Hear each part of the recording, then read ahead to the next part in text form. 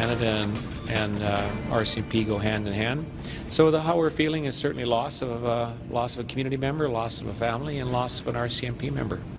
And Canadians will say goodbye to Constable David Wynn at a full regimental funeral in St. Albert on Monday. Flags, as you can see, still flying at half-staff. Heartfelt notes of condolence, flowers, mementos, all being sent and left for the fallen officer. The regimental funeral will be held in St. Albert on Monday for a 42-year-old husband and father of 3 boys. Constable David Wynn dying yesterday, 4 days after he was shot in the head at close range last weekend. He was trying to make an arrest after discovering a stolen vehicle at a casino. Wynn's death is described by RCMP as an assault on the police force and also an assault on the fabric of our society. Wynn was shot alongside Auxiliary Constable Derek Bond. Bond is recovering physically, but the emotional healing from the loss will take time.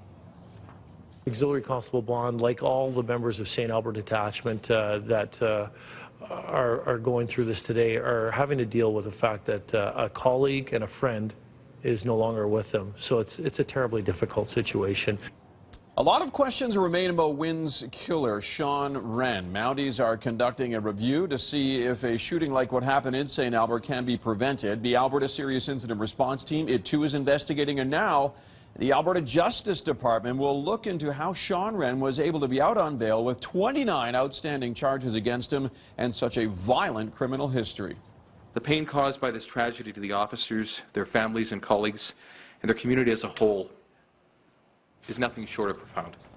Dennis says the Justice Department review will look into how the Crown has handled Sean Wren over the past few years. Stateside, the trial for Boston Marathon bombing suspect Dzhokhar Tsarnaev will not begin as scheduled on Monday. The reason is jury selection is taking a lot longer than expected.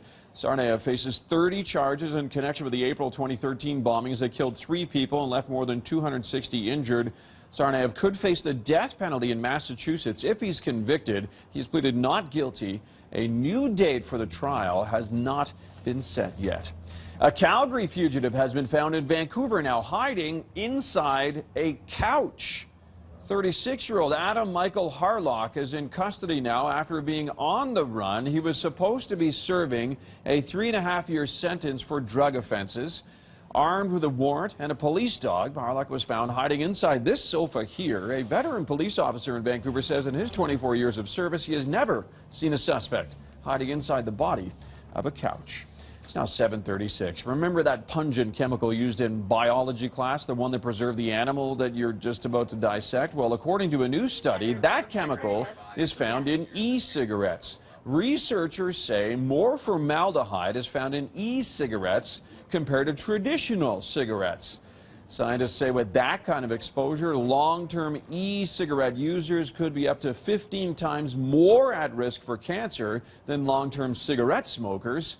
E-cigarette advocates say not so fast. Proponents say actual users would never smoke as much or as often as what the researchers did during testing. Time to focus on business. Our business editor Mike Eppel joining us now. Mike, people are still talking about the big Bank of Canada move to lower interest rates.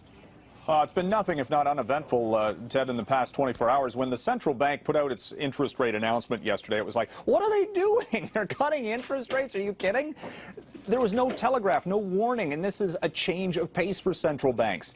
They're doing this shock and awe tactic as opposed to what they were doing where, Bank of Canada governor, the previous one, Mark Carney, was all about transparency and sending out signals to the market. Stephen Poloz didn't do any of that and basically said this dropping price for oil is going to hurt the economy, so let's cut interest rates now as a preemptive effort. We saw something similar last week by the Swiss Central Bank when it made its major move on its currency. And then this morning, the European Central Bank just announcing plans to buy bonds to the tune of $60 billion a month. They're printing euros like crazy. And this is going to go on to September 2016. So we've seen bond yields drop to record lows. Stocks rise, in some cases records on the Eurozone equity markets. What does this mean for the consumer? Lower borrowing costs. If you got to refinance a mortgage, wait a little bit. We're expecting the big banks to lower mortgage rates, potentially to record lows. They're probably going to be hesitant to do so. I'll tell you that, because of the fact that the bond yields are so low right now. They can borrow money really cheap, and they're still going out at the previously posted mortgage rates, so there's quite a differential there. Nevertheless, that's what the Bank of Canada wants to see happen, a little bit more borrowing activity, even though a month ago they said don't borrow so much because we're taking on too much debt. Mixed signals? Perhaps. Our dollar this morning. If you're heading to the United States, it's going to cost you $1.25 to buy $1 US. It's expensive. $1.43 for a euro. We're looking at a dollar that's below 81 cents for the first time in 6 years. And we've got new speculation about BlackBerry this morning. Maybe the folks at Samsung are looking to buy a minority interest as opposed to buying out all of BlackBerry. They avoid some government scrutiny with that. BlackBerry's up. And we're also today looking over earnings just in from CP Rail. Another record-breaking quarter for the big railway. Ted, back to you. All right, good stuff. Thank you, Mike. That's our business editor, Mike Apple. You can hear Mike, by the way, on 660 News at 26 and 56 after the hour. That's your news to 7:39. Still very mild, +8 at the airport. Heading back to Tara and John. And John Doerr still here, but getting ready to play at the Laugh Shop this weekend. A conversation coming up after the break, if you'll indulge us. I will. He will.